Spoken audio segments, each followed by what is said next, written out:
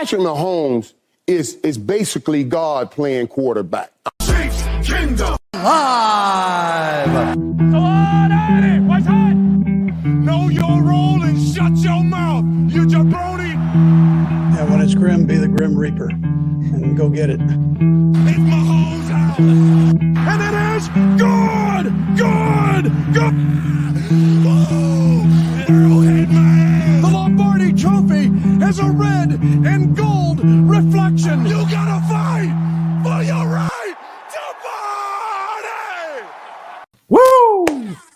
Howdy, Chiefs Kingdom. It's Wednesday. It's 8 o'clock. It's Chiefs Kingdom Live. Thank you so much for joining us. While you're here, real quick, if you wouldn't mind, make sure to click or tap that like and click or tap that subscribe. Turn on those notifications. It helps spread the word on the show and get some more folks in here. Got a good show lined up. This is actually the first show we've done since the Chiefs won Super Bowl 58 against the San Francisco 49ers. Obviously had a delay with the situation there at the Super Bowl parade, and then had some sick people last week. So we're going to break that sucker down and relive the glory here a couple weeks after. Also got some news and notes and some different things going on with players and with the stadium to talk about. All kinds of good things to get into tonight. As always, we love to have your questions and comments there in the chat. Looks like we got Brenda and John C. and Maria and Cole and a few others in there. Good to see you all. We missed you. Bo's being Bo this week, so we never know where Bo's going to be at all the time. But maybe he'll pop in the chat or something. World Traveler is Bo. So before we kind of get into the show and get everything going, Nick, how are you doing? You know, I was thinking about this the other day. There are kids that are learning to walk, and they're learning their first words, and they don't know a world where the Chiefs are not Super Bowl champions. So I'm doing pretty good. How are you, buddy? I'm doing real well. It's about as good as it gets as a Chiefs fan in Chiefs Kingdom right now. So, yeah, let's just get into some player news here real quick. MVS, Marquez Valdez-Scantling, a kind of, I don't know, much maligned player or kind of like a up and down player. He had some really low lows and some really high highs with the team. So Chiefs look like they're going to move on from him. He showed up big in a couple of key moments later in the year and in the postseason, and obviously catching the touchdown in the Super Bowl. But overall, a pretty lackluster and disappointing year for number 11. Nick, any shock here? Maybe what you think about MVS and where he'll reside in Chiefs? Yeah, look, he had a really good postseason for us as a team, so I'm not going to trash him. I know that he had a difficult season. There were times where throughout the season we were like, you know, can we get rid of this guy? But the tag of $11 million or the price tag of $11 million coming from him, and what we've got to do as a team in this offseason, I don't think anybody's surprised, right? That, you know, I think during the regular season his productivity was around $500,000 per catch or something like that. Yeah. And I mean, that just ain't gonna like, you know, get you kept. So wish him well. Thank him for everything he did, especially, you know, in the postseason, right? Playoff MVS was a real thing. AFC Championship game against the Bengals, he was like the last man standing wide receiver wise, and really came through and had some big plays for us. Had some big plays in the postseason, had a touchdown to take the lead in the Super Bowl. So wish him well. But yeah, I wasn't necessarily surprised by that one. No surprise here. I was definitely one of the people that was saying he should have been released from the team earlier in the year. Some people might say that was a foolish claim to make, considering he had the game-sealing catch against the Ravens and the touchdown in the Super Bowl. Look, there's a lot of guys that could have got open and made those catches. So, but he did, and I think he'll just go down as a guy that probably be remembered more for the AFC Championship game performance against the Bengals and catching the touchdown in the Super Bowl and the catch against the Ravens to seal the AFC Championship there in Baltimore. So, a guy that I wasn't really high on him coming in. When you looked at some of his stats and like catch percentage and drops and whatever, he struggled to ever really get on the same page and be a very productive or consistent producer with Green Bay and Aaron Rodgers. And he came here. Maybe it was a little bit better, but kind of more of the same. But hey, the guy, he had some big moments and he had some big catches and helped the team out. So we'll be forever grateful for that. Not sure where his NFL journey goes from here, but we always wish guys good luck and when they leave, and no hard feelings, nothing personal against the guy. Obviously, don't know him. So, another player with making some news here this week should be All-Pro cornerback L'Jarius Sneed. The Chiefs look like they're exercising the franchise tag by placing it on him, which I'm pretty sure everybody in this chat understands the way that works. But basically, it gets you a guarantee. You get the player locked up for one more year after they go to free agency. Players obviously don't want that because they want to cash in and they don't want to risk injury or maybe lack of production, maybe have a drop in production in that franchise tag year that hurts their ability to get a longer term deal with more money. We've talked about this before. The Chiefs are in a little bit of a predicament with the money Patrick Mahomes is making, with the Chris Jones situation, with L'Jarius Sneed, some other guys here in the next year coming up in free agency. Seems like the Chiefs are placing the emphasis, the priority on re-signing Chris Jones and tagging Sneed and trying to keep him around for another year. Nick, do you like that strategy? Do you think that's the smart way to go? And what do you think about L'Jarius Sneed? I mean, do we see a holdout? They've given him permission to seek a trade. Do you think he stays on the team? Do you think he gets traded? Where do you see him going? That's tough to say with Trent McDuffie performing where he's performing. I think that, over the last couple seasons, I've seen where he's rated out at like a top 5 cornerback, with the draft upcoming. I mean, maybe, getting some draft capital where we could trade up. The Chiefs have, thankfully been really good at drafting defensive players, especially cornerbacks, right? I mean, we drafted Charvarius Ward, I believe, and then, traded him or let him go to San Fran. And then we got Sneed, we've got McDuffie. So I think that they're comfortable doing that. I think they'll try to get a deal done, but at the same time, there's just, I don't know. It sounded like they were either going to get a deal done or they're going to trade him. It didn't sound like they were going to be having him come in at the, for the franchise tag money. So it's tough. It's tough business, right? I mean, you win back-to-back Super Bowls. Everybody wants, a piece of that pie, right? Everybody wants to get paid. Back for a premium position, and there's a lot of people that are willing to probably overpay for the productivity that he had last year. So I trust that they'll do the right thing. I would, if I had to bet, I would say he's probably not in a Chiefs uniform next year. Yeah.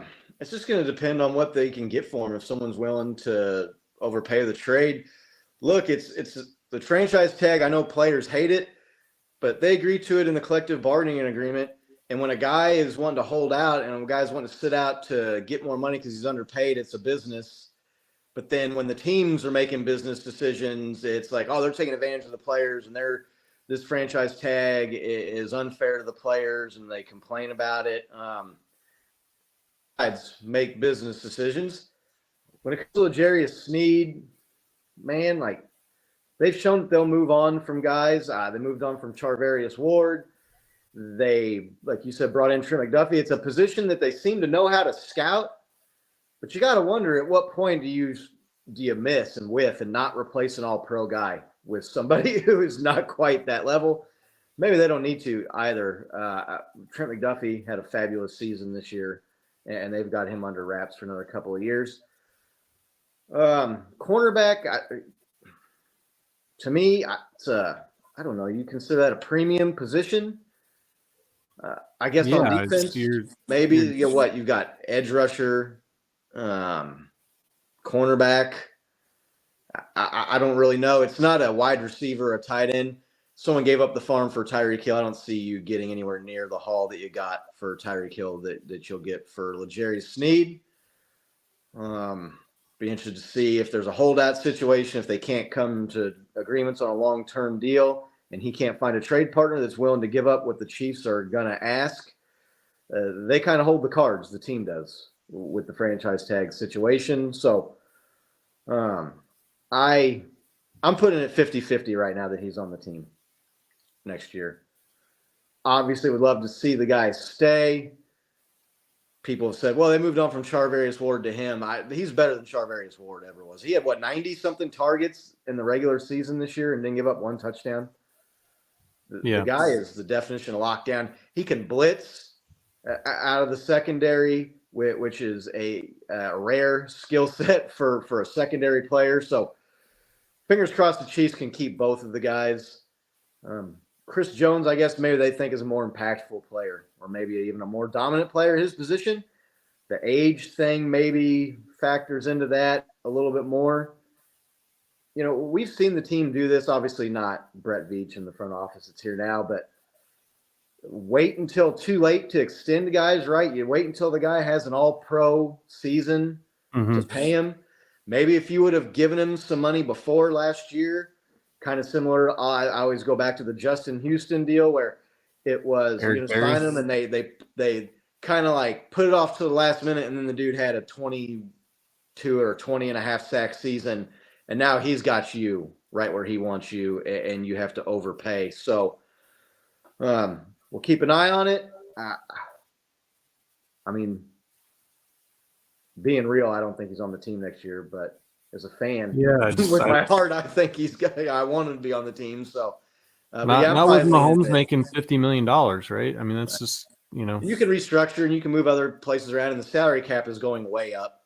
They've got capologists and people there that are wizards on the Chiefs. So, definitely not giving up hope, but it is looking more likely than not that L'Jarius Sneed probably has played his last game with the Chiefs.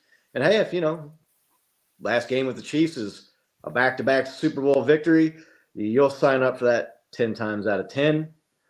Another player move here, the Chiefs signed punter Matt Ariza, the punt god.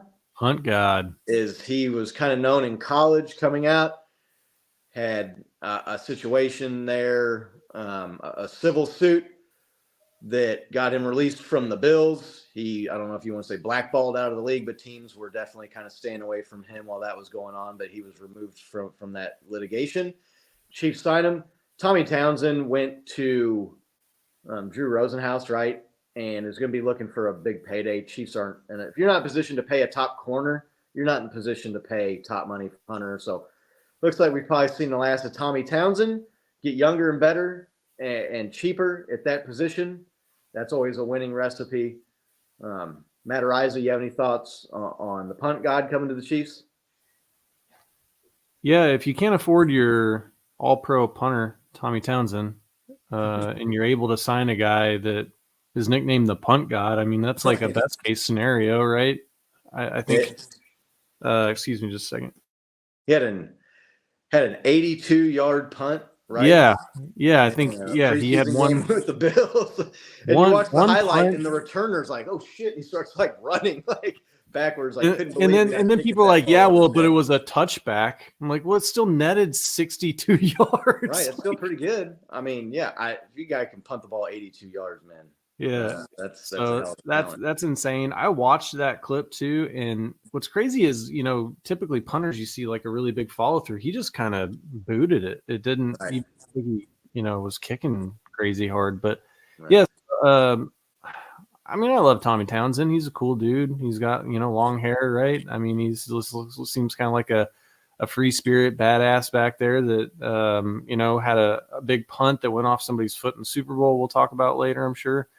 But I mean, it's just not a position that we can overpay for. And so if you can get a guy that is trying to make his way back into the league, that has a lot of talent and is playing for league minimum money. I mean, I think that that's the right move. So welcome aboard, let's see what he can do. I mean, if he can average, I think he averaged over 50 yards a punt, I think.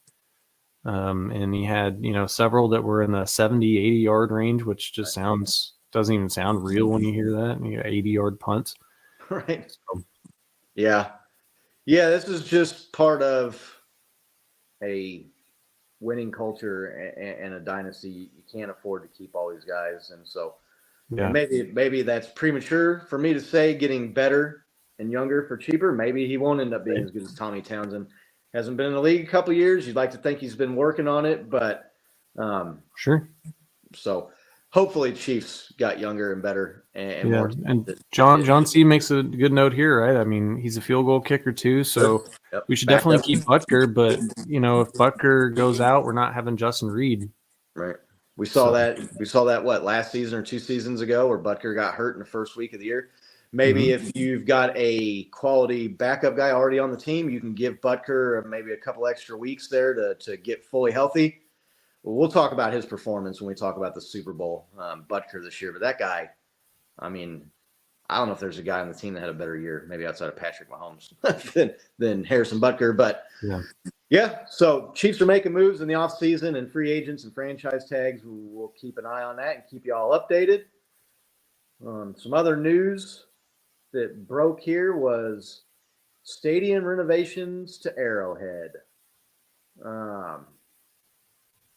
Chiefs and Royals are looking for they keep calling it a tax extension to the sales tax there in Jackson County that funds the stadiums, but it's basically tearing that up and creating a new tax. So Royals would move downtown with that plan that gets voted on by Jackson County residents. The Chiefs put out renderings and kind of had a press conference and talked about their vision for what a what do you call that? Re-renovated. It's already been renovated once. Yeah, re-renovated Arrowhead Stadium would look like. A lot of the stuff, I mean, structurally and capacity-wise, it's not really looking like they're going to add a whole lot. Maybe some suites down by the field. Looks like a lot of the things are maybe parking and amenities or whatever there. Some concourse connections and maybe enclosing some of the concourse. And I don't know. It says like they were showing like on there. It's really hard to tell from that picture, right? Like a ride share zone. Who cares about that? Like you want to tailgate. Yeah. John, to the line to get out in the car after the game, could be 45 minutes to an hour and a half for sure. Oh yeah. Yeah. We've definitely sat there. Especially if you have to park in Lotto, you might be out there for a while. God, I hate Lotto. I thought about getting gold parking this year when I renewed my season tickets, so I don't have to put up that BS, but it's just too expensive. So not doing that. Looks like we got some end zone suites there, a new video board, some stuff out in the parking lot, new parking configurations. There was another graphic or rendering, I think, that I saw there that showed maybe some canopies or upper deck, right? Or maybe I misread that when I was looking at it. I thought maybe it was going to be some cover for the fans, which isn't in that drawing, obviously. No, I think the canopies that they're talking about, they're going to cover the concourse, and the concourse is going to be heated. Yeah, the concourse is kind of already covered, though, pretty much. I mean, it's not heated. It's not heated. And then the upper concourse will go like all the way around, right? Right. Which would be nice when you accidentally go into the wrong side of the stadium. Obviously, I have the same seats up here, so I know which gate to go in. But that's definitely frustrating. I've made that rookie mistake before when I first started going to games. But what do you think? First of all, do you think this passes? And second of all, I mean, I'm sure you're with me in wanting to keep Arrowhead, right, and not tear down and build a new stadium. Yeah, 100%. Well, I think it'll pass just because people are voting to keep the teams here. They don't want them to go to Kansas. I think it's controversial, right? The big controversy that I've seen is that the end zone suites and then there's suites on the sidelines. they are going to push back the regular seats, right? So right now you see players, they score a touchdown, they hand the ball to a fan in the stands. That's going to become like a ultra rich person suite there, where it's like on the field. You can see that there's the VIP entry plus canopy, so it looks like that there's people will like go through like a tunnel there to go down. So a lot of these upgrades are upgrades for premium seats that are going to be pretty high dollar. So there's some controversy there. Look, I mean, that's just like, if you've been to any new NFL stadium, that's where it's headed. I toured the Vikings stadium.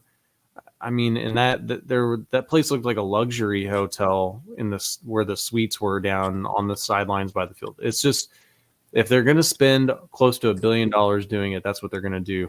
What I am most excited about, aside from the fact that they're keeping like the structure of Arrowhead the same, is that it's still open air, right? I have been to football games in covered stadiums, and it's like soulless. I don't know how to describe it, but it feels sterile or soulless. And I think that having the open stadium is a huge advantage, especially in the playoffs. We saw it with Miami. Yep. Miami just was not capable of playing in Kansas City in that weather, and the Chiefs were able to handle it. So yeah, I mean, I don't know. Other than that, it seems like the things that I will probably take advantage of don't seem like they're changing all that much, to be honest. So. Yeah, I mean, if the concourse is going to be heated and more covered, that would be a sweet feature. Yeah. Especially like when we get these cold games. We had the good fortune of sitting in the club level for the Rice Bowl sub-zero wild card game against the Dolphins. Nick was just talking Broken about helmet game. And going back up into that heated concourse and that club level area was pretty freaking sweet. That was a lifesaver. I'm not gonna lie there. So, yeah, no, I know people talk about, we need to do a retractable roof stadium or a rolling roof so that we can get a Super Bowl. First of all, you're going to get one Super Bowl. With the way these big cities are, especially with Las Vegas and how that Super Bowl went off, I could see them playing a lot of Super Bowls in Las Vegas and some of these just bigger cities. So to do a whole new stadium or to try to do some sort of roof or cover the same for one Super Bowl, to me, just doesn't make sense. And I'm with you. Having gone to games in other places and other cities that are indoors, like, it feels like you're getting ready to watch a movie or a monster truck rally, not a football game. There's something not right about it. I don't know. Right.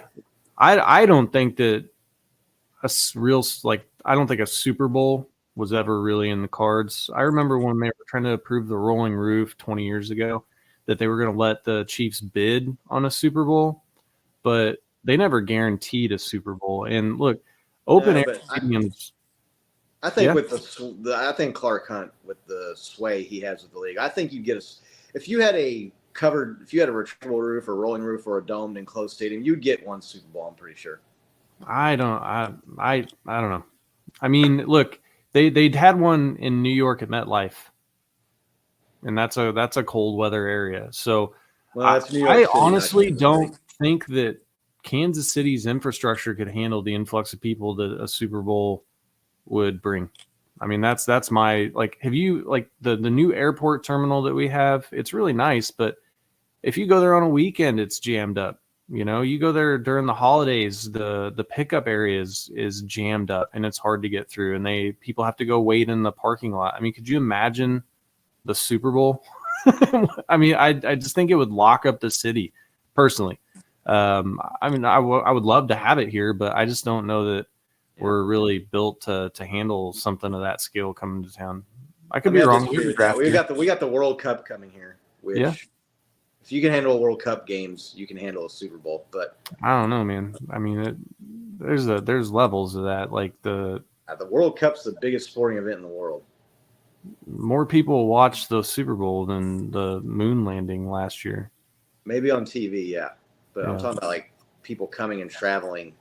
You look at some of these like World Cup numbers and people that go and travel. Now this is nationwide. They'll be having games in other cities, obviously, but Yeah, they're not I having don't the worry about the final, capacity right? of the city to handle it. You wouldn't get in the rotation. You wouldn't be like New Orleans and Atlanta Right. and some of these bigger cities, LA. You wouldn't get the rotation. I do think you would get a Super Bowl, but again, I don't think it's worth the trade off to get a Super Bowl to go to have a Right. dome. So that's a good question, John C. I don't know. Just off the top of my head, I'm thinking right now. I mean, obviously New Orleans, obviously Los Angeles, obviously Miami, Minneapolis, the Twin City areas. That big fancy they had a Super Bowl there, Yeah. right? In that Yeah. building. Did Atlanta with Is their Minneapolis big? that much bigger than Kansas City? Like the metro area? Yeah, it's pretty big. Um, I don't think it's like twice as big, is it? I don't know. We'll see. But what they do here, I think it passes. I think if it was just like up to the Royals, I don't think it would pass. But the Royals have been pretty smart here by partnering up with the Chiefs. Right. The Chiefs own this city right now in this region, and they can pretty much command whatever they want. So I'm all in favor of a renovated Arrowhead. Please, if you are a resident of Jackson County and you're watching this, please vote yes to pass the stadium renovations. We get to keep Arrowhead, and that to me is, I mean, it's one of the most special places in the NFL, even if you're not a Chiefs fan. I mean, I don't know how many fans I've met from other teams that have come and traveled here and said, oh, yeah, this is by far the best like away stadium and atmosphere that we've gone to. I mean, I met some guys in New York that have been to like 30 of the 32 stadiums, and we're like, oh, yeah, no, this place is definitely the best. It's not even close. So once hopefully they can keep Arrowhead Stadium. I mean, I would vote for it if I lived down there, but I don't live in Jackson County. So I'm assuming you'd probably vote for it, right, Nick? Yeah. Yeah, John C. and Laney in here talking about Arizona and Tampa. Yeah, obviously had the Super Bowl in Arizona last year and Tampa Bay a couple of years ago, where the Chiefs kind of played like a road Super Bowl game that we're not going to talk about on this show. Did not go too well. But I don't. Is there anything you think they could do that's not on this rendering? I mean, anything that comes to mind that you would maybe like to see that they haven't thought of? I mean, we talked about this before, and you're probably right that if they had like some sort of like, village where like there was like bars or restaurants, maybe hotels around it. It's just the area there is just kind of disconnected from, where the tourist areas are, I guess. But I mean, you can see it in the rendering there, like in the background. There's plenty of area where they could potentially develop some stuff, and have it come off of the highway, and maybe people would go there regardless. But yeah. I think that what they did with Kauffman Stadium in this, that's where that new activation zone is. That's where the Royals' current stadium is. Yeah, it is kind of underwhelming. It's like, well, we're gonna put a little mini grass football field there. I guess they're saying that they could have concerts and tailgate experience and stuff there, but it seems like there could be more done with a whole stadium size footprint than a little grass field. But other than that, I mean, yeah.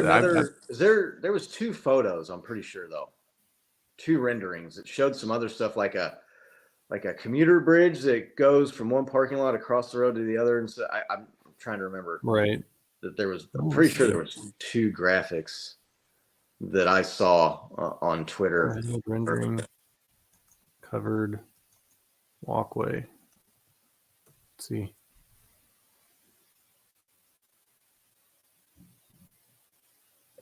I don't know. Yeah, I mean, I know what you're talking about. They like they're gonna have like bridges that go like from the parking lots and stuff.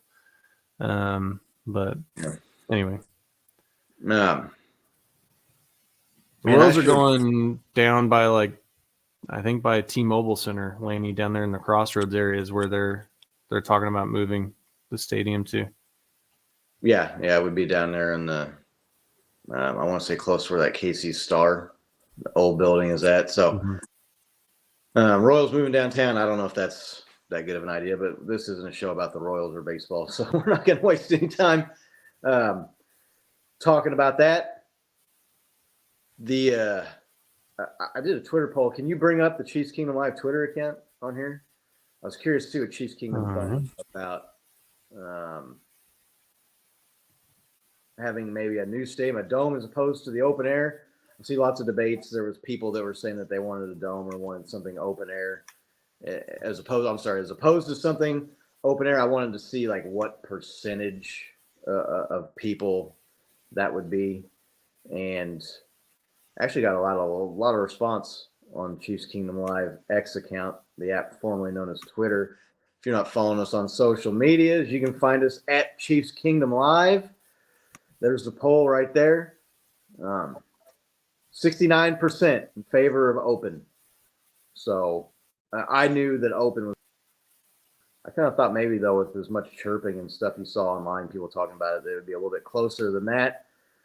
I don't think anybody in the chat here is voting for a dome, and Nick and I obviously are not voting for a dome. So that's best case scenario is a renovated Arrowhead. So let's hope that thing passes and we can keep Arrowhead Stadium.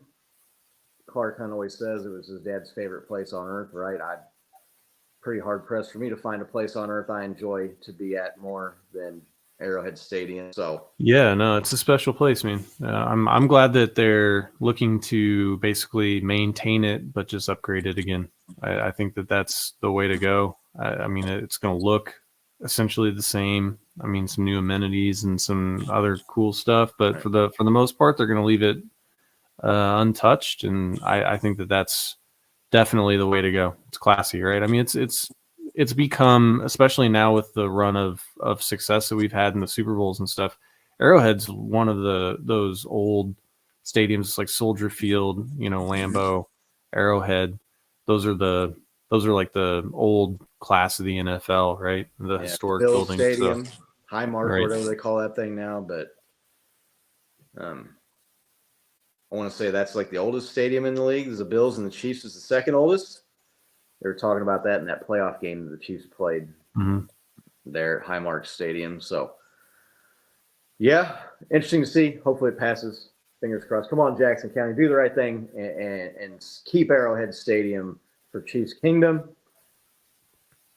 You want to talk about the Super Bowl? Finally, like winning the damn Super Bowl. Winning Super Finally, Bowl. man, it had been so long since we had won one, like it's been so long. Almost a year. Right, it's been almost a year. It's been almost 365 days since the Chiefs had won a Super Bowl. The Chiefs go back to back. They win Super Bowl 58. I mean, there's storylines galore for this. Derek Thomas, 58 for 58. There was that whole thing all year. There was the fact that it was in the Raiders Stadium and winning the Super Bowl there in their building. I think Max Crosby maybe talked about it on his podcast. God, that had to sting watching the Chiefs celebrate after the Super Bowl, spraying paint in your locker room. Woo! Man, that's got to sting. Did I hear that they actually replaced the carpet too in there with red carpet? Yeah, they do all that stuff. Every year. Super Bowl comes to your city, you kind of do what they tell you to, but it was pretty cool. The city was lit up red. The sphere out there where it was like the Chiefs Super Bowl ring and the Chiefs helmet, and then after the game, the Patrick Mahomes MVP stuff that was on there. It was a spectacle. And Chiefs win Super Bowl 58 over the San Francisco 49ers. If anybody's heard from John V, tell him to reach out to us. And his last tweet was at halftime. Right. I imagine he was feeling pretty good at halftime. Little did he know the Chiefs had him right where they wanted him. Just overall thoughts on the Super Bowl, Nick. Good to see Travis is checking in here. I think I saw him. Chris Daly said he was checking in from South Dakota. Good to see you, Chris. Hope you're doing well, man. Just overall thoughts on the Super Bowl, Nick. Yeah, so it was like a kind of a boring game for the first couple of quarters there and halftime, and the Chiefs weren't playing well. But at halftime, I don't think any of us were that worried. right? I think we went into halftime with a 1-score game, getting the ball at half. And I think that the feeling, at least at the party we had at your house, was everybody's like, we're going to win the game. And then it turned into a really exciting, hard-fought game full of, anticipation and anxious feelings. And then just Patrick Mahomes just turning into the Terminator at the end of the game, and then in overtime just to take over the game, really, and deservedly win his 3rd Super Bowl MVP, win the Chiefs' 4th Lombardi, their 3rd in 5 years, cement the dynasty. It was really cool, man. It's just super special. It was super special to watch and how it unfolded, and you just see exactly why Patrick Mahomes has, won 3 rings as a starting quarterback in this league, and why Andy Reid, now that he's got the quarterback as a head coach, has won the 3 Super Bowls. So Yeah. it was overall like one of those games you look back on, and if you watch it again, you're like, oh yeah, no, there wasn't a lot going on in the first half of this football game, right? But man, it really heated up there at the end. So Yeah, I kind of disagreed a little bit with that. I didn't think it was boring first half. It was a defensive battle. I mean, I think we've so used to offensive football and high scoring and rules favoring the offense to promote more touchdowns and big plays. The defense was out there making plays and forcing fumbles, and I mean, I thought it was exciting watching good defense, 2 good defenses go after it and kind of were stifling the other team's offense there in the first half. And I don't know. It's funny. Like a lot of people, I'm not saying this about you, but a lot of people I saw online and content creators and media and former players and coaches that sit there, and everybody that claims to love old school football. We need to get back to old school football. We're sitting there complaining that the Super Bowl was bad and it was boring. Well, I thought that's what you all said you love is old school football. That was old school football in the first half. yeah, I still think that old school football or not, I don't think that we were thrilled with the fact that the Chiefs walked out of the first half putting up 3 points.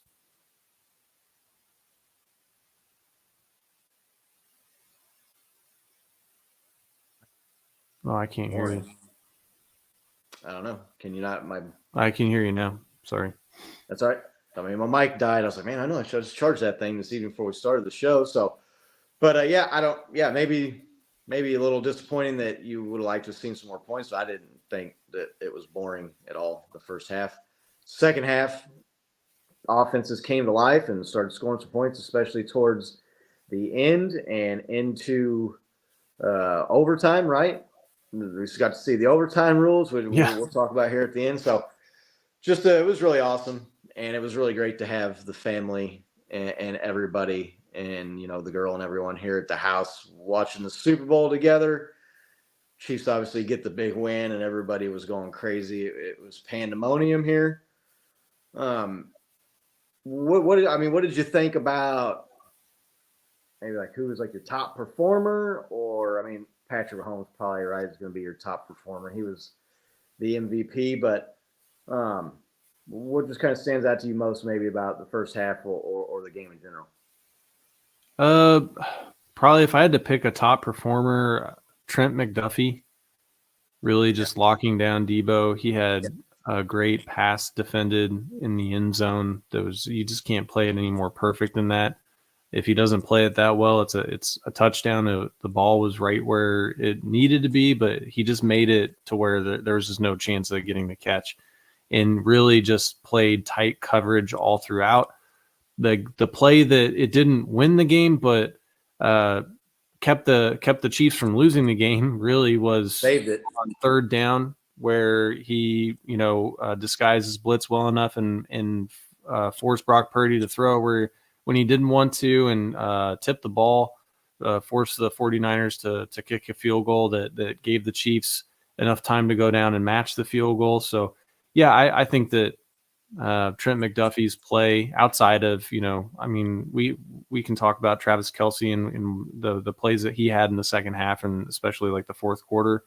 But I think that overall his play was just spectacular in that game against a really good, a really good team. So, Yeah, I'm probably going to go. I mean, either him or Travis Kelce. Travis Kelce had a big second half, was getting open, was making catches, and was just out there having himself a hell of a game. He's 2 catches away from tying Jerry Rice for most catches in the Super Bowl now. Dude, the records that freaking guy is setting in the postseason, and he's not done yet. Looks like we got our man JT is here in the chat. Good to see you, JT. I don't know. It just depends on what someone's willing to pay for him, JT. So if your Panthers got a first-round pick, I saw people saying, I don't think anybody's giving up a first-round pick for L'Jarius Sneed. I could be wrong. I don't know that cornerback is a position where you give up a first-round draft pick. I mean, the Rams gave up 2 firsts and a 4th for Jalen Ramsey. Yeah, I don't know. I don't know if that was a wise move or not. I don't know if that would be like duplicated. It doesn't have to be wise if somebody's willing to do it. No, I'm saying on their part. I'm saying another team. I don't know if that would be wise if that's something that they would do. So, Good to see you, JT. Hope you're doing well, man. Looking forward to hopefully making a trip out to the Carolinas for that game this season. Been an area I've been wanting to get out to. So, Travis Kelce, the guy. I thought he was going to win the game like twice. I thought when he caught that ball there at the end of regulation, started sprinting down the sideline, I thought for sure he was going to score there and kind of give the Chiefs the lead and make it very, very, very difficult on the 49ers to come back and get the win there. And then in overtime, they threw that little pass where they kind of like get him lost in traffic in the middle of the field there. And then he kind of zigzags his way. I thought he was going to bust that and get in there and get the game-winning touchdown in overtime. He didn't. But Travis Kelce, people were talking about him and Andy Reid retiring. There's no way those 2 dudes are retiring, right? I mean, you're going for the three-peat. Yeah. I saw how fired up Travis was. I know people are saying that Travis Kelce looked tired and slow and whatever this season. I think the guy was banged up, and we've talked about this before. These guys when you're going to the Super Bowl pretty much every year and you're winning Super Bowls, week 5 against against the Cardinals, it's human nature to not get up and get excited about that. So get him an off season here and get rested up and come back hungry for that three-peat. Travis Kelce, Nick, I mean, what would you like to say about his performance and what he's meant to the Chiefs here in his back-to-back Super Bowl runs? Yeah, so obviously his play on the field, but the pre-game speeches, and I know that there was much made about him bumping into Big Red on the sideline. Travis, I think they said it was the fastest in like 7 years he was running 19 miles an hour on that play, which is incredible, right? I mean, at that point in the season to record your fastest time. But I think it's really just his leadership. If you listen to what Mecole Hardman was saying when he's on Ryan Clark's podcast or whatever, and he was saying that even at halftime, I guess Kelce was in there flipping over tables and throwing the exercise bike over, just really treating the Raiders facility with some respect, and just sitting there saying, is this what you guys want to leave out there on the field? Right? Is this what we want to walk away from this season, remembering that we played like that? And I think that just really his ability to fire up and motivate his teammates. And I'm obviously biased, but watch the mic'd up. I noticed there's like a different level of energy that I feel is coming from the Chiefs players and their how they're motivating and speaking to each other, and what you saw on the other sideline. I'm not saying that that's necessarily what gave them the edge to win, but I like seeing it. I like seeing people that are fired up and giving energy. And so his leadership on top of just coming in clutch, right? I mean, we're looking at a long field goal to tie the Super Bowl. There's 16 seconds left, and he busts out his fastest play of the last, almost decade on a shallow cross there, and just annihilates the 49ers coverage to get a big gain and put us at the 10-yard line, gets out of bounds with enough time to get one more shot. I was really hoping, and a much easier field goal, right? Just ask the Bills about it. Yeah, it's an easier field goal, and I was really hoping he was going to get the winning touchdown there. Me too, man. I was wanting it. Yeah, for him Mahomes so put it in a spot where, he's going to Kelsey. He put it in a spot where either Travis is going to make an incredible catch or it's going to hit the ground and we're going to go to overtime. But yeah, just Kelsey, there's not enough superlatives in the English language to describe how great that guy is on a football field. Yeah, instant Hall of Famer. The guy has won the 3 Super Bowls. Puts you in elite status, right? I mean, elite company for any player. But the guy, he is a leader.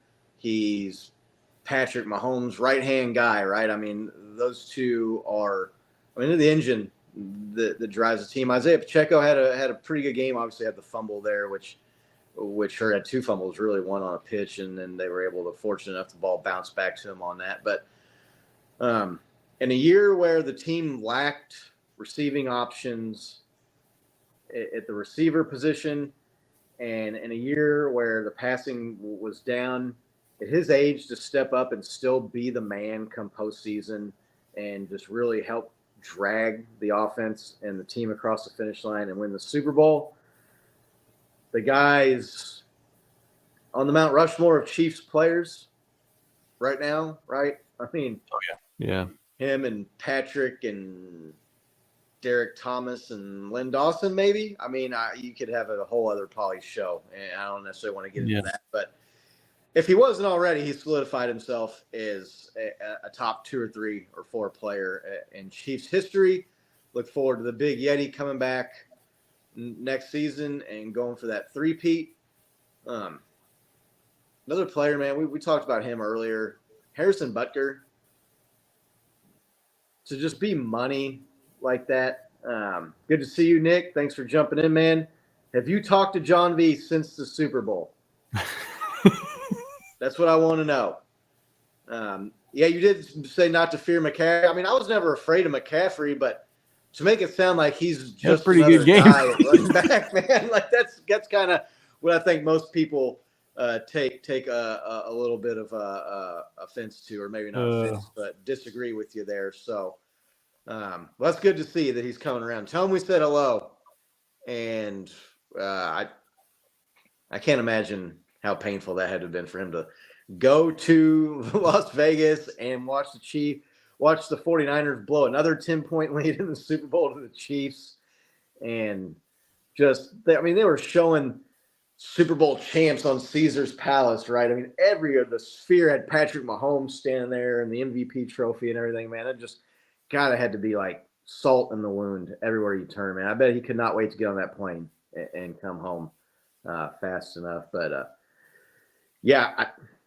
Harrison Butker, man, the guy's money. When Jake Moody set that Super Bowl record field goal there in the first half, 54 yards or 52 yards, I was there thinking, Harrison Butker ain't going to let that last long. Harrison Butker going to go out and get that record, and he did. The year that man had, I mean, he missed, 2 or 3 kicks all season? One of them was the game where the balls were supposedly underinflated. I mean, you look at the special teams. We talked about this in our Super Bowl pregame show. The advantage that the Chiefs had at special teams, especially the kicker and the kicking game. Yeah. Moody was money and kicked some long field goals, but he had a low kick on the extra point. That is really what allowed the Chiefs to go down and tie that game and send it to what eventually basically was why it went to overtime. Harrison Butker, man, that guy is he supplanted maybe Tucker is the best kicker in the NFL at this point? I mean, I don't know if he supplanted him overall, but he had a better season than Tucker did last year. And that 57-yard field goal, he kind of mishit it, and he still just I should be laughing at our man John V. I'm sorry, John, if you watch this. I'm not laughing at you, man. We love you, That's a man. funny comment. Last stage of grief. Go ahead, Nick. Yeah. I'm sorry. No, it's okay. So he mishit that 57-yard field goal and just brute strength line drive kicked that thing through. I mean, it was low. It could have been blocked. It's one of those deals where even when I watch the replay, I'm still worried it's going to get blocked, even though it's already happened. But yeah, look, Butker, he's just always cool, even, and he gets out there and, I mean, he's a machine. And they say that about certain people, but he gets out there and, you gotta have it, tie the Super Bowl to go into overtime. I know it's a shorter field goal, but I mean, to be able to control your emotions and to go out there and have that game. I mean, if Mahomes didn't turn into Mahomes there in the last couple of drives and really just take over, Butker had like a legit MVP, Super Bowl MVP argument, right? Just because of his field goals. And so it was cool to see him get the record. It's cool to see him just remain perfect in the postseason for us for this year. And just much respect, man. Much respect to that dude. He seems like a good person too. When I hear him talk, I've watched some of his speeches that he's had, and I know that he's like a really religious guy, which turns certain people off. But he just does seem like he's just like a legit good person. That it's nice to see those types of people be successful. So yeah, no, and always thank our man JT and his Carolina Panthers for trying to hide that guy on the practice squad. So that's was awful kind of you all to let us have Harrison Butker. Yeah, no, he is. I mean, I saw that guy make like a 45-yarder, 1 foot step into it. I mean, he didn't have a run up when he got hurt in that Cardinals game. Yeah, week 1, 2 years ago. He nailed a 40+ yarder without taking the 2 or 3 step run up like he did. He just stepped back there and took 1 step forward and kicked the ball, which if you saw some of the other former kickers that are analysts and whatever talking about that, just how amazing and impressive and how strong that you have to be able to do that. So the guy's a weapon at the kicking position. I mean, I don't want to call him secret weapon or anything like that because he's no secret, but just ask the Bills, right? What it's like to not have a kicker that you can count on to nail a 40 or 50+ yarder with the game on the line in the postseason. Sent them home in that game. Not that the Chiefs wouldn't have gone down and probably got a field goal anyway, but didn't need to. Didn't have to worry about it. Didn't have to worry about it. What else? Who else do we need? Chris Jones had a heck of a game. Didn't necessarily fill up the stat sheet with sacks or whatever, but he pressured Brock Purdy on a couple of key plays, especially the one there towards the end where he caused the overthrow there to a guy that was open that probably would have been a touchdown there that ended up being a field goal. I want to say it was on 3rd down. The guy, you talk about Travis Kelce being clutch. That dude shows up clutch moments. The play where he forced the offensive lineman against the Bills right back into Josh Allen, which kind of looked like affected the throw. Mm-hmm. That helped us win that game. That guy just knows when to make big plays and big moments. Seems like we were talking about earlier, he's the focus for the Chiefs to get re-signed and not maybe with Jerry Sneed or some of these other guys. Chris Jones, Nick, where does he put himself with the performances and winning 3 Super Bowls in Chiefs history? A lot of really iconic Hall of Fame defensive players. When you go back to the old days of Derek Thomas and Neil Smith and Deron Cherry and some of these guys, man, like James Hasty going all the way back. I mean, even going way, way back. What do you think, Chris Jones? Yeah, look, his career regular season has been spectacular, and one of the knocks was that he wasn't getting postseason sacks until last year. But I mean, Super Bowl 54, he had a couple of big passes batted that really allowed us to take over and win that game. And yeah, like you said, just getting loose, getting in the backfield, making Brock Purdy uncomfortable. The third quarter was pretty wrecked for the 49ers offense. And then in overtime, yeah, Nico, look, he said, I wasn't confident in the Chiefs winning until the Chris Jones playing overtime. Yeah, that felt like game over. As soon as I saw them trot out the field goal unit anyway, I think they should have gone for it. I don't They think definitely should have gone for it. You can't give Patrick Mahomes the ball and thought that with they a were going to chance. stop Mahomes from going down and winning the game. They got lucky that they went up against the clock on the drive before to end the game, right? I mean, the Chiefs only didn't score a touchdown there because they ran out of time. So, what's up, Grandpa Fred? We got Freddie in the house. Yeah. Good to see What's you, up, Fred, dude? man. Hope you're doing well. Enjoy your time down there in Oklahoma. So, yeah, so Chris Jones, I mean, he's just a game wrecker. Like you said, I think that there's this kind of, I call it like fantasy footballification that's happened when people are looking at players. I was just kind of responded to a Twitter thing yesterday. Somebody was talking about Mecole Hardman not being a winner, and I know that he had the fumble against the Bills, but a game-winning catch in the Super Bowl. But yeah, exactly. But he had a game-winning catch in the Super Bowl. He, I'm going to go on a tangent here for a second. He had the punt return down 24 against the Texans, right? I mean, he had a huge catch in the Bills overtime game, the 13-second game. He had a huge catch on that drive, got us a ton of yards.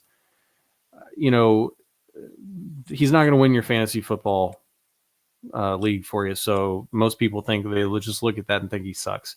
And I think that's like Chris Jones, like, oh, he's not getting, he didn't get, 6 sacks in the postseason, but he was a constant force. And even if he's not getting the sacks, he's still taking the double teams and he's opening things up for other people because you have to account for him. You see it in the mic'd up. He's like, you got to like focus on me. He's like, you've got to focus on me. I want to say Mecole Hardman had the catch that set up the play there to win the 13-second game, right? Didn't he catch like a crossing pass and get the ball down there to the 10 or 12-yard line or whatever it was right before Travis Kelce's overtime winner? That's what I was talking about, yeah. Oh, I'm sorry. I thought you were talking about the AFC Championship game where he had a big catch in that game too. Oh, yeah, no. That was the other big game where he had he had a touchdown in the AFC Championship game, yeah. Yeah, so like I just think that there are these things that don't show up on necessarily on the stat sheet, but they impact the game. And I think that the Chiefs have a lot of people that do those things really well, and that's why they've had the continued success is because they're getting the Kadarius Toney punt return, they're getting the Mecole Hardman walk off right on what they thought was like going to be the thing that everybody's going to key on, right? That they thought they were doing the corn dog motion or whatever. And Chris Jones is like the epitome of that. But he also is like making the big plays, the big splash plays too. So, I mean, he's just, he's a force out there, dude. And I was really happy to see after the way that the season started for Chris Jones, for him to have that finish and really have he made the play that allowed us to go down and win the Super Bowl. So, yeah, you go back to the first Super Bowl, 54 against the 49ers. He knocks down a pass at the line of scrimmage late in the game that George Kittle's wide open on. That's going to be a first down. Yeah. I mean, that dude, you can make the argument you don't have 2 Super Bowls without Chris Jones on the field. I'd be interested. Our man Nico there is saying that anybody who doesn't think that Chris Jones is a dominant player is a fool. Would you keep Chris Jones or L'Jarius Sneed, Nick, if it was up to you?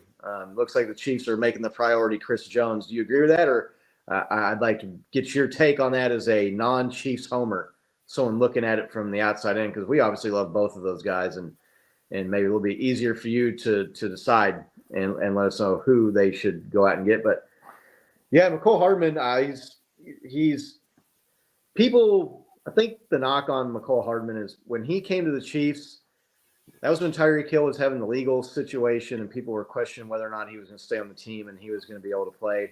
Nick's keeping CJ 100%. People were kind of expecting him to come in and be Tyreek Hill, right? And that's just an unfair expectation for any player in the league to have. And I fell into that myself a little bit, to be honest with you, when they first brought him in.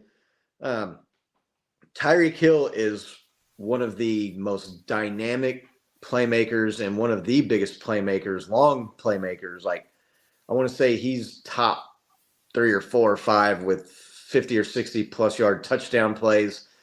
Expecting him to just come in and be the cheetah was just not realistic, and to hold anybody to that bar. But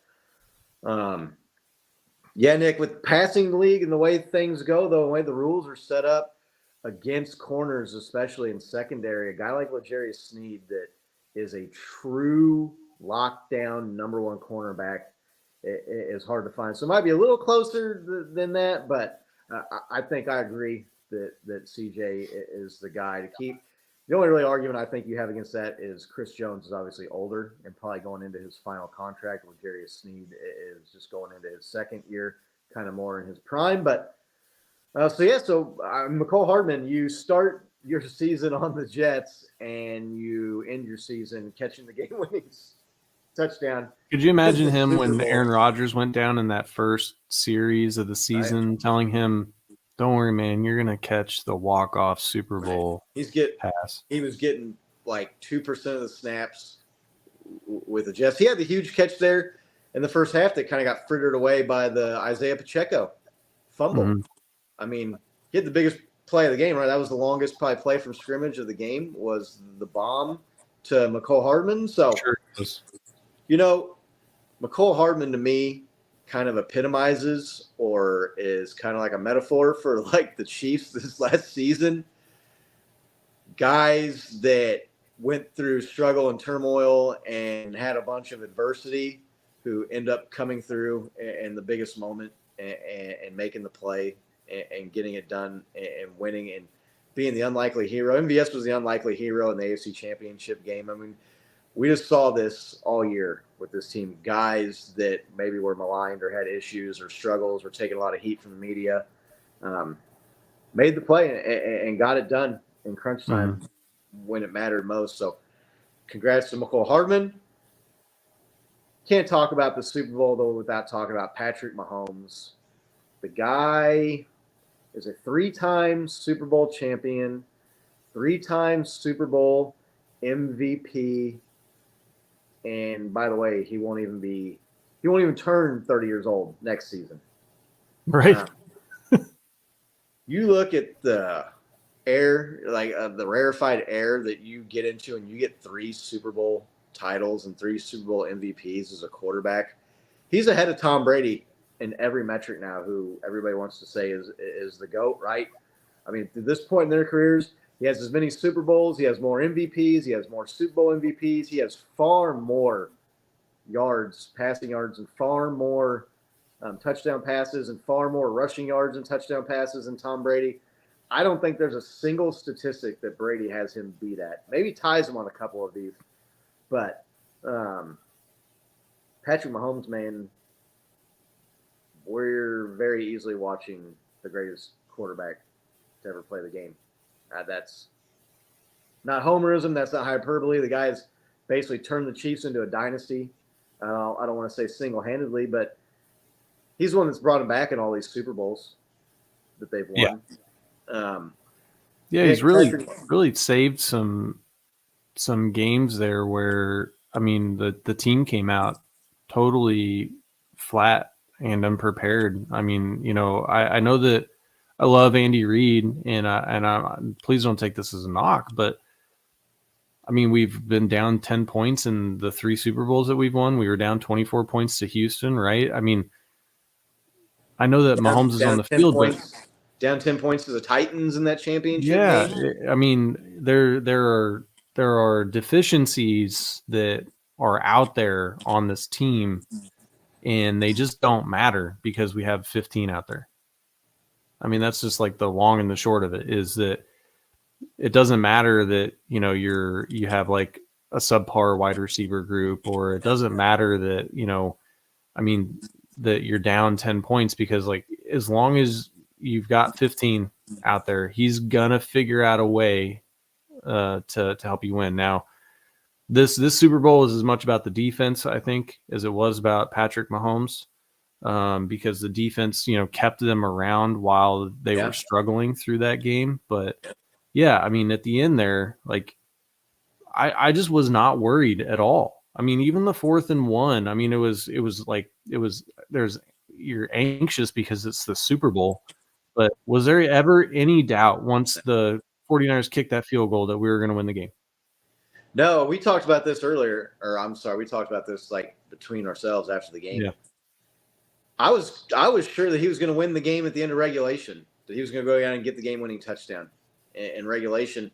And then when it went to overtime and the 49ers kicked the field goal, I knew for sure at that point, at that point, I was sitting there thinking, you just gave Patrick Mahomes a second chance to go win the game? Yeah, you just fucked up. You just lost the Super Bowl. Yeah. On the mic'd up thing, too, you waving the white flag. You sent me, I can't remember if it was NFL Turning Point or mic'd up, where Kyle Shanahan's sitting there looking at it on that 4th down in overtime, right? And he goes, let's go. Like, he's getting ready to call a play. And he goes, no, kick it. Yeah, let's kick it. And it was just like, he knew, man, he just could not bring himself to do it. He just did not have the guts to go for it on 4th down in overtime. And, of course, if you go for it on 4th down and you don't get it, everybody's saying you're a moron. Force the Chiefs to at least go down and get a touchdown to beat you. You can't just let Patrick Mahomes get in field goal range in the Super Bowl. Maybe they make a turnover. Trust your defense to make a play. I mean, he's going to get fucking blasted either way. I mean, he was in a lose-lose situation there at the end of that game. But, yeah, I mean, Patrick, it was just like the guy has this inevitableness. We talk about numbers and stats. The guy's 7 for 7 in drives where his team is trailing, right?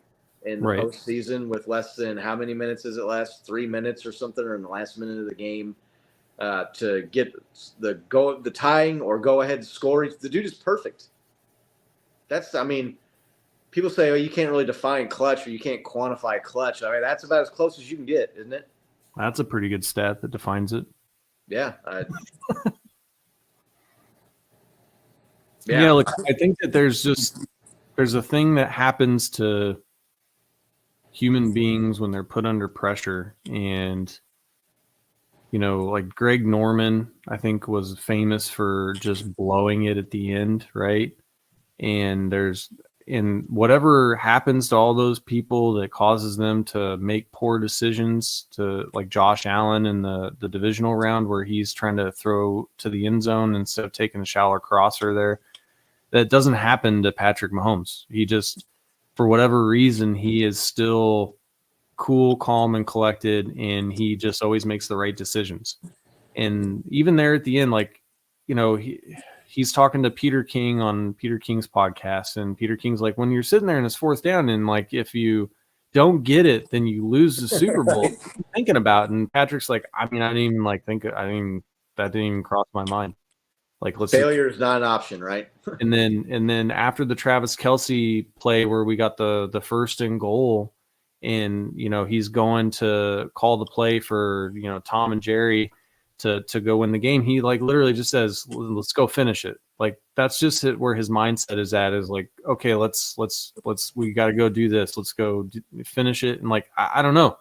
It's incredibly unique. I mean, Tom Brady was that way, but there aren't a lot of people in sports history that can close like that. There are people that win and have won a lot, but to be able to win these close games like time and time again, I think is different. Like the Cowboys won Super Bowls, but they won by like 30 points. You know what I mean? Yeah. I mean, so like that they were clearly a better team. Is a different level of impressive, but I mean, I don't know. I wonder, like, it would be interesting to know like what it feels like to be inside of that person's head when they're in that situation, right? I mean, I just, because like I said, there's more people watching you than watch the moon landing, and it's 4th down, and if you don't convert, you lose the game, and then to like not even consider that fact in that situation, and just to be like, well, like, of course I'm not going to lose. Right. I don't know. It's pretty amazing. I'm glad he plays for us. Yeah, no kidding. Yeah, definitely glad that he plays for our team, and not just like the throws either, like the scrambles and the play where he sets up basically the game-winning series there where he scrambles up the middle and is shifting and dodging guys. And the play last year on the busted ankle where he sprints down and basically gets the team into field goal range. The wasp play, the dude, it's just some people perform better under pressure and some people don't.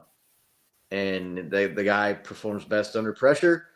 And I think that just comes to it really boils down to like a level of focus, right? Block out the negativity, block out the noise. I guarantee you when he's sitting there playing and he's making the play call and he's deciding, do I run or do I pass here? And I guarantee he's not thinking about hundreds of millions of people watching him, right? I mean, that's just not even in his head. And that's the difference. The guys that can tune the outside stuff and the distractions out and just focus on the play and focus on the task at hand and not think about the negative things that could happen and not think about how many people are watching and not let the nerves get the best of you. The guy's got 3 Super Bowls in 7 years now? 6 years as a starter. I mean, he's winning the Super Bowl every other year. If he can get the 3-peat next year, which anybody betting against him to get the 3-peat? I mean, Vegas. Nico, are you betting against the Chiefs next year? I know he's going to say yes because he's betting on his Browns. Yeah, he's going for the Browns, right? Yeah, he said that it's the reason he picked the Chiefs to win. Yeah, and Nick mentioned earlier, Nico said that thought maybe the 49ers lost it more than the Chiefs won it. I mean, I don't know it. The Chiefs made a hell of a lot of plays, and the defense nutted up, and Brock Purdy didn't get it done in crunch time when it mattered most. I mean, you look at that play you mentioned, Nick, with Trent McDuffie where he blitzed him. When he gets Trent McDuffie airborne, just all he's got to do is kind of sidestep to the side, and he's going to go by him and buy himself some time. Instead, he panicked and threw the ball into the ground, right? I mean, that he had a hot read open before McDuffie even got there that he completed the ball. Right. So, but yeah, and Nico's got a good point here. I think that part of this is at a certain point now being in a Super Bowl is semi-normal for these guys. I mean, it's Patrick's got a Super Bowl routine, right? I mean, yeah. So there's the benefit of that, but you have to be a top performer to even make that to where you can make it a habit, right? Where you're in the game every year. So, yeah, for sure. Other things, maybe plays that stood out. I thought a huge momentum swing in the game was the punt that went off the 49ers guy's ankle and was recovered by the Chiefs and then instantly turned into a touchdown. That gave the Chiefs their first lead of the game, sort of put the 49ers on their heels, right? They things were going their way, and I'm not going to say they were in control of the game because when you're playing Patrick Mahomes and the Chiefs, you're never in control of the game. Jim Rome, not necessarily my favorite, but I want to say one time, he was talking about playing Patrick Mahomes. He's like, you got a 10-point lead, and you think you're playing your game, and you're dictating what's going on, and then you look up the scoreboard, and you're losing, and you realize you're playing his game, right? And right. You are never in control. You never have the game wrapped up when you're playing against Patrick Mahomes. Huge play in the game, and people were saying that McLeod fumbled the ball. I mean, it bounced off a guy's foot. An interesting point someone did make too was where he didn't try to fall on the ball, right? He tried to pick it up after it bounced off the guy's ankle. Pretty fortunate play there.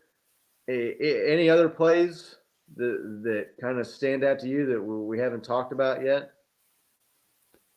No, I mean, we talked about, that bomb to Mecole Hardman was a throw. I know people are saying it should have been picked or whatever, but hit him right in the breadbasket. What are you talking about? It should have been picked. Yeah, I mean, you don't see many passes go almost 60 yards in the air and get caught, right?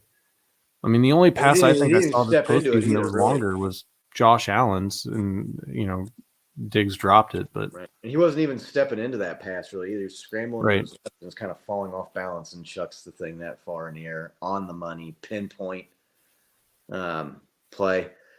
Talked about the blocked extra point. Leo Chanel was like one of the highest graded players, a second-year player that was drafted out of Wisconsin.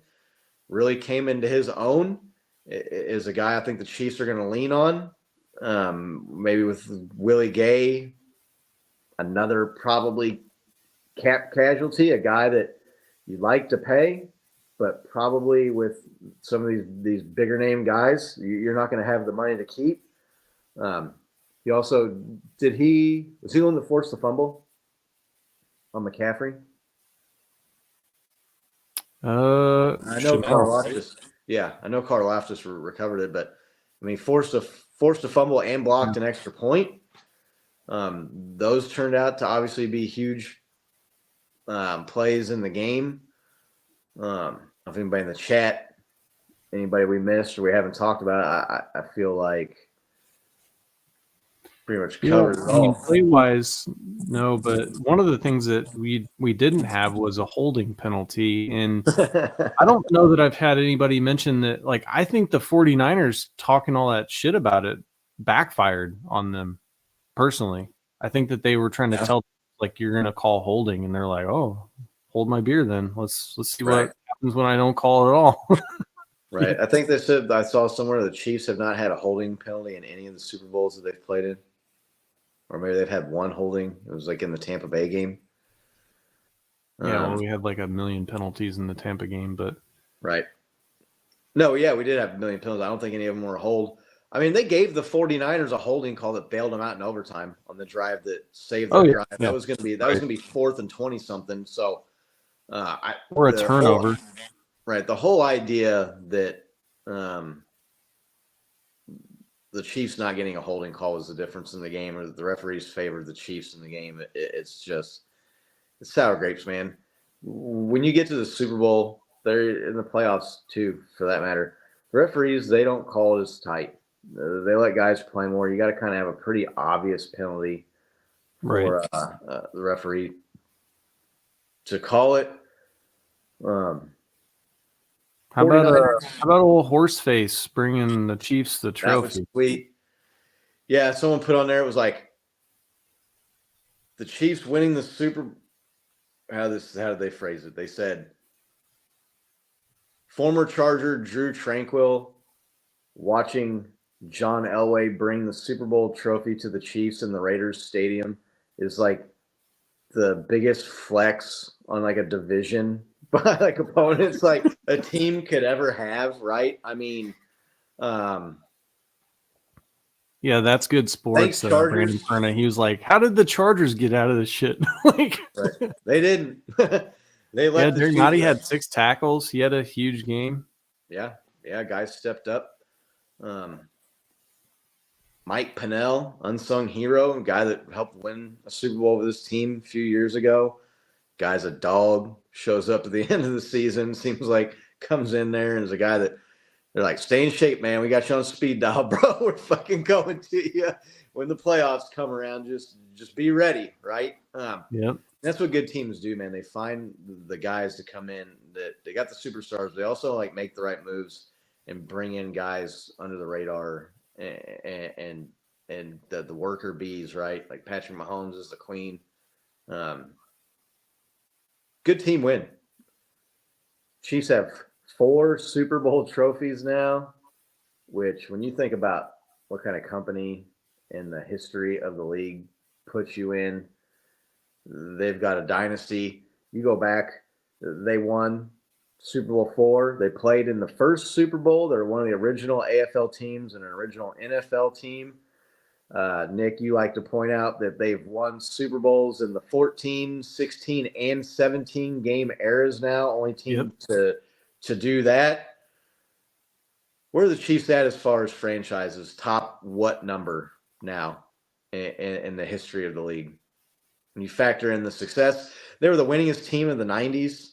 I know they didn't really win any playoff games and never really got any hardware, any rings from that, but they did win more games in the 90s than any other NFL team.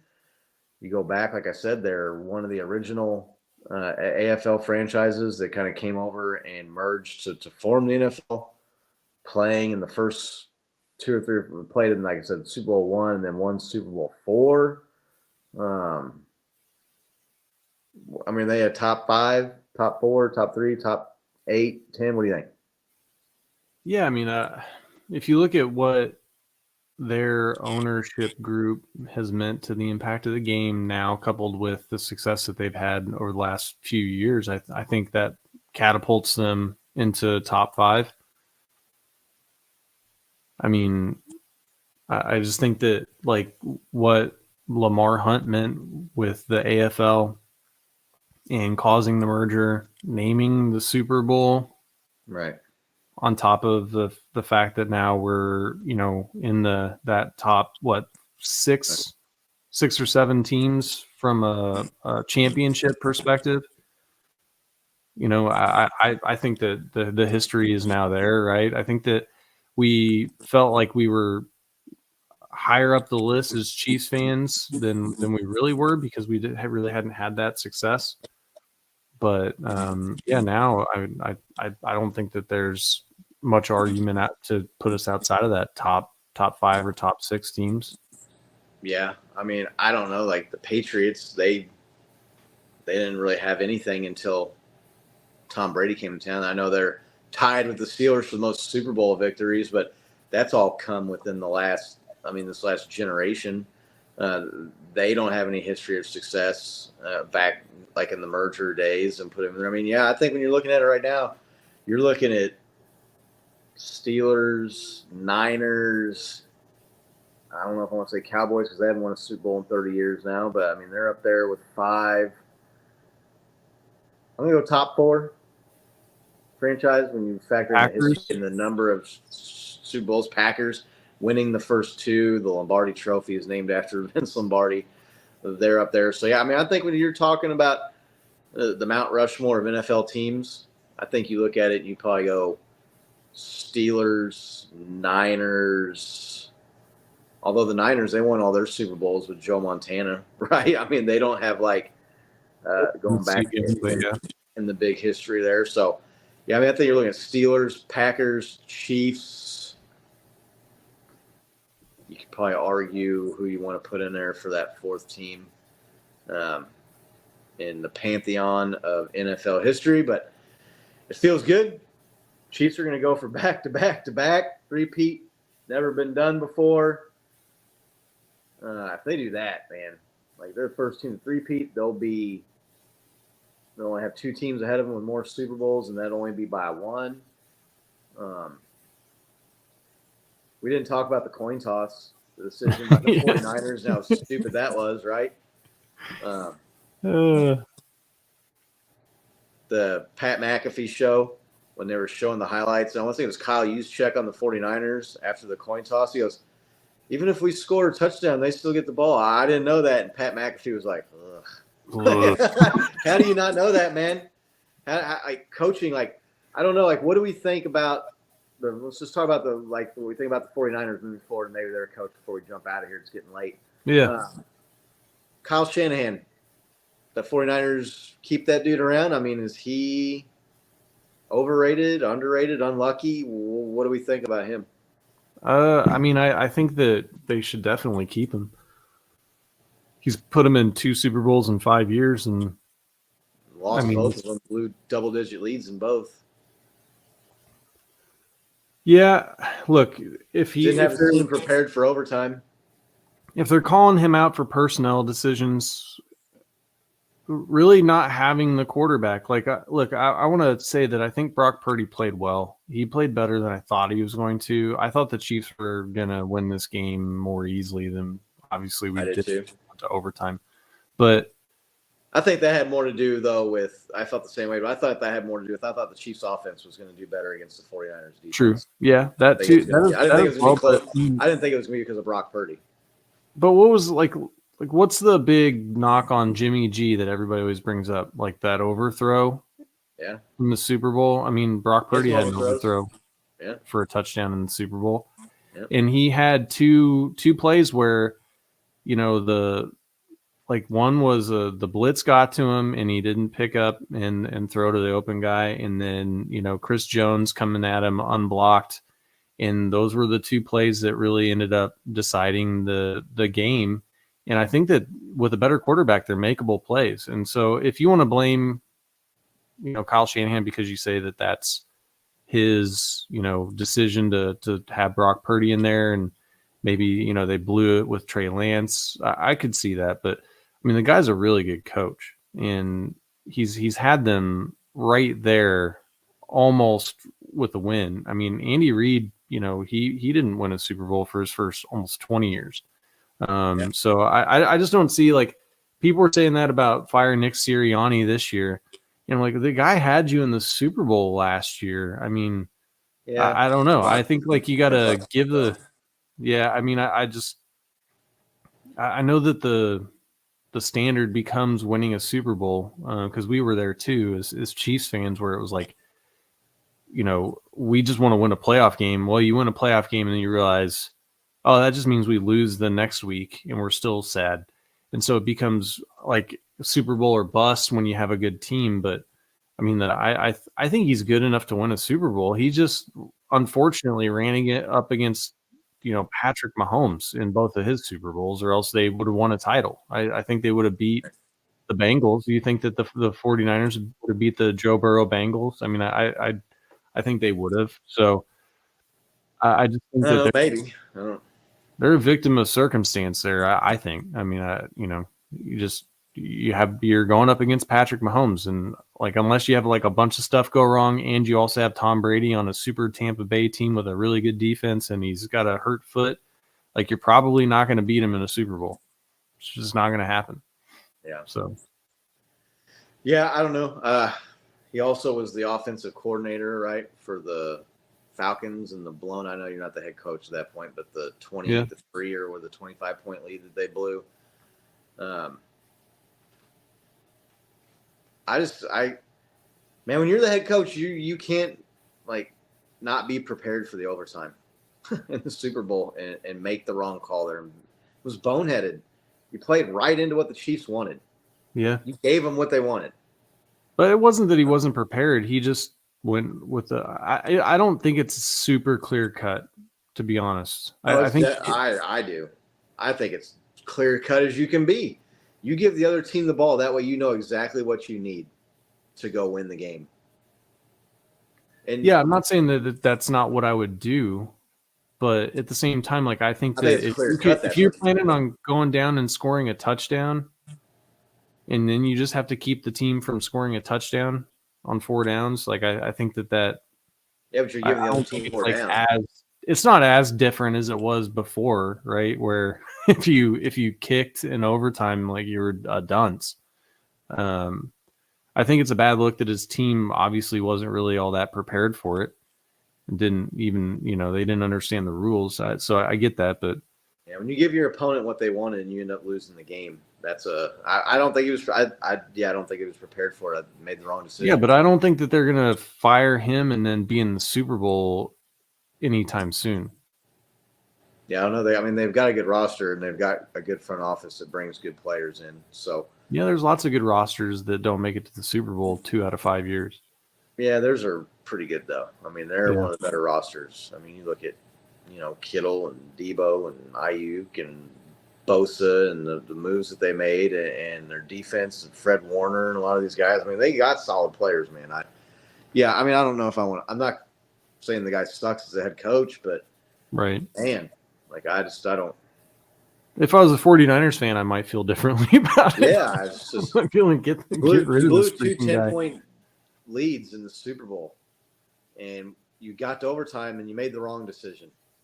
It's clear to me. It's clear that's the wrong decision to take the ball when you win the coin toss in overtime with the way the rules are now. You kick the ball off, and that way you know what you need to do. You know you need at least a field goal to tie. You're giving yourself 4 down territory if you need a touchdown, and you're giving yourself a chance to go for 2 rather than try and get a stop on a third possession, because a field goal then beats you. Right. At that point, if you score a touchdown, then they score a touchdown, or they score a touchdown and you score a touchdown. Now they just need a field goal to beat you, and you're giving them 4 downs by taking the ball. To me, it was one of the more boneheaded decisions I've seen in a long time watching football. I think you're kind of understating or underappreciating just how bad of a decision it was. Yeah, I just think that if you plan to get the touchdown there, like I think that's the deal. Like if you plan to get the touchdown, the other team going down, scoring a touchdown, and getting a 2-point conversion On 4 downs, yeah. is probably a fairly low percentage, right? Yeah, I mean, I haven't seen anybody that says that he made the right decision, which to me lends more. I've seen people say that it wasn't as skewed as people are making it sound, but yeah, look, I'm not saying it's the right move. They call that like the first mover advantage, where like the other person like moves first, so now you have like more information. So I definitely think it's the right call to kick, but I mean we weren't all screaming it at the TV when it happened either, like. I don't know. It's like the very first game where that rule has come into effect. Yeah, but we're also not NFL head coaches getting paid to know what to do in that situation. I mean, I was yelling at them to hurry up and snap the ball because I was thinking they were going to run out of time in overtime because I'm a dumbass, right? Like I wasn't thinking that like they're going to continue another quarter play regardless. His plan almost worked. I mean, they had us down to 4th down. So 4th and 1 against Patrick Mahomes isn't almost having them. But yeah, I don't know. We didn't talk about the 49ers all night. It's getting fairly late. Get on out of here. Appreciate everybody for joining us tonight. Sorry for the delay there. Would have loved to have talked about this game right after the Super Bowl, but right. We should have done it gives us another reason to go back and reminisce. I watched the highlights today again on my phone to be ready to talk about the game tonight. So off-season content, some things we got planned. We're going to try to have some guests, some other people. I think we're talking with Johnny B-Sides and a couple other folks maybe.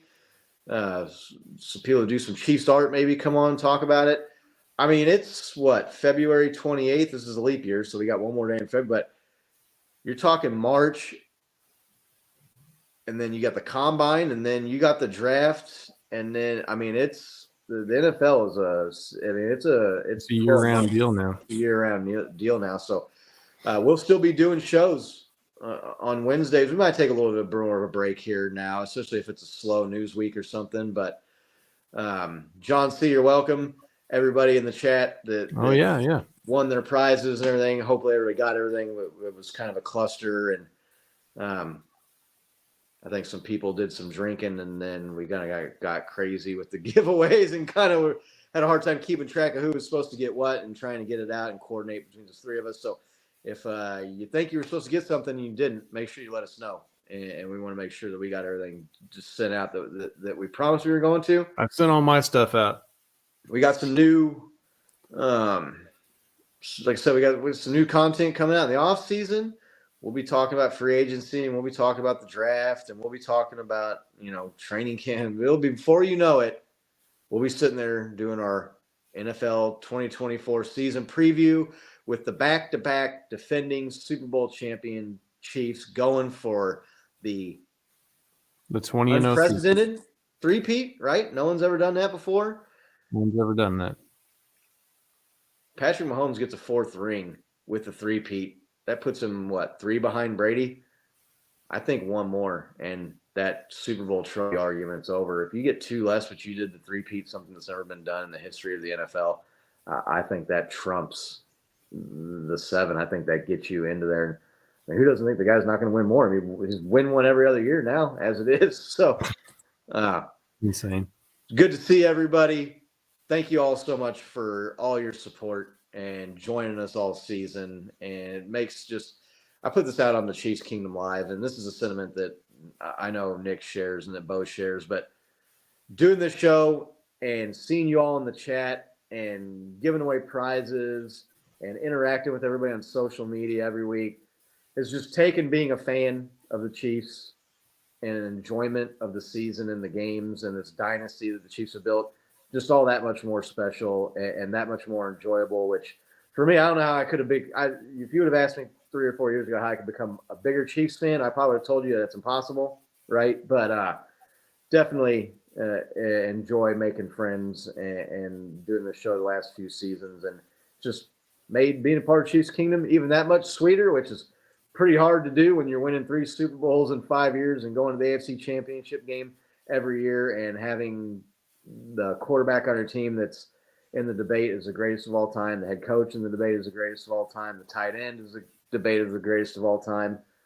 Man, what a time to be a Chiefs fan. So, as always, make sure you click like, make sure you click subscribe, help spread the word, tell some friends, tell some family members.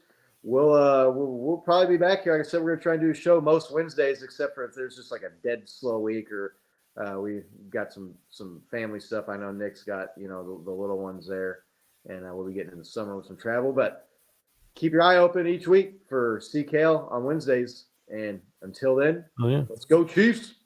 All right. Let's go Chiefs.